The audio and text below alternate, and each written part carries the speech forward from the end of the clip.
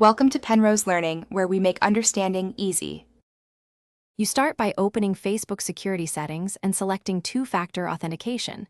This step tells Facebook how to deliver codes. Once done, pick SMS for quick codes or an authentication app for stronger security and register your phone or app immediately. Make sure to save or download the 10 backup codes Facebook offers. Store them offline. If you choose an app, scan the QR code now. If SMS, confirm the number with the one-time text Facebook sends. Now, retrieve the actual code. If you used an authenticator app, open it and read the 6-digit rotating code. Copy it exactly, then enter it into Facebook to confirm.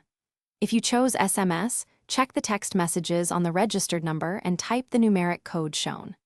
Once entered, Facebook verifies and links that method. If the code expired, wait for the next one or request resend. Authentication codes rotate every 30 seconds in most apps.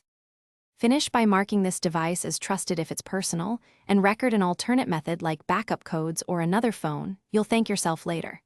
If you don't receive codes, try airplane toggle, network reset, or use saved backup codes immediately.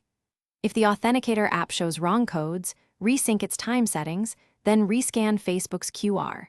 If all else fails, follow Facebook's account recovery prompts, but make sure you've exhausted backup methods first.